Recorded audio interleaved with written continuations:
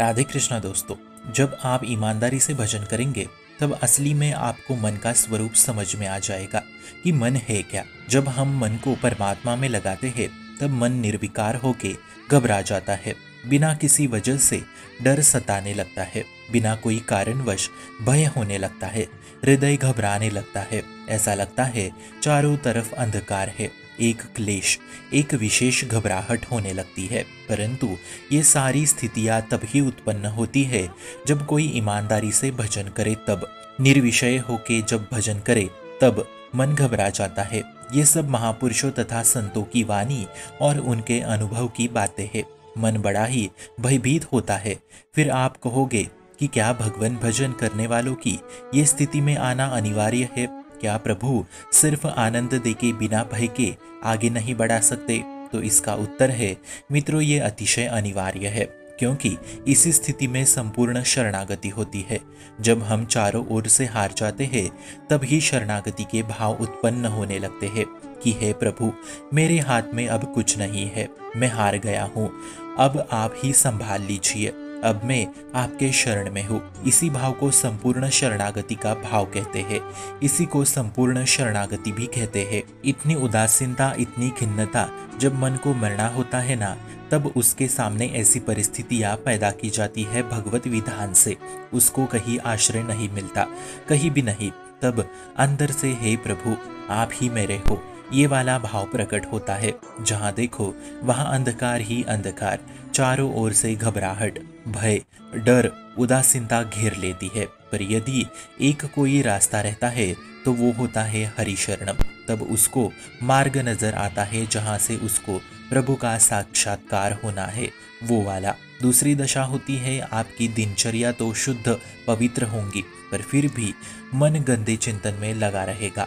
तो ऐसी स्थिति में घबराइए मत, डरिए मत।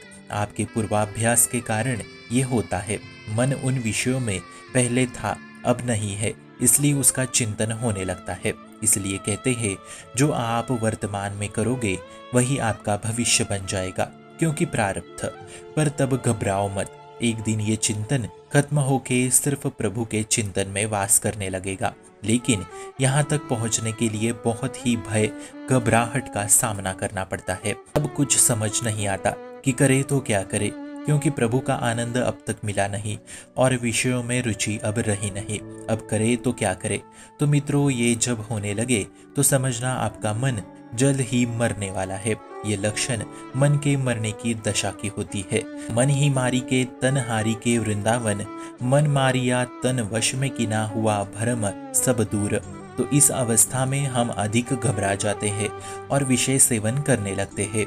दूसरे की निंदा करना, दूसरे के गुण दोष देखना या विषयों को स्वीकार करना, तब हर्ष पैदा होने लगता है और संसार के हर्ष के कारण वो उदासीनता चली जाती है। और जहाँ उदासीनता गई वहाँ समझो आपकी आध्यात्मिक गति रुक गई।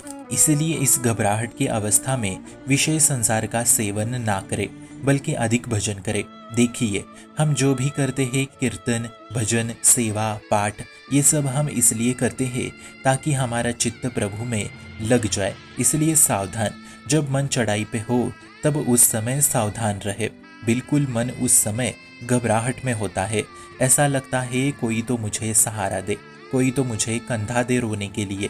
तो उसी समय भजन में ही लगे रहे, क्योंकि आपका मन अब मरने जा रहा है, निर्विषय होने जा रहा है, वो प्रियालाल के योग्य बनने जा रहा है।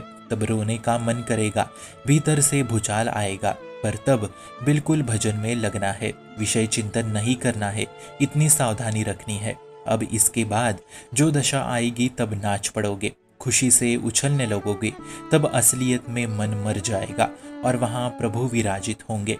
तब केवल परम आनंद और परम आनंद ही होगा। इसलिए सावधानी से चले उस अवस्था में। शुभम भवतु कल्याणमस्तु। भक्ति का प्रसार करने हेतु इस चैनल को अपने मित्र और परिवार संग शेयर जरूर करें और भक्ति दृढ़ करने हेतु इस चैनल को सब्सक्राइब करना ना भूले। राधे राधे।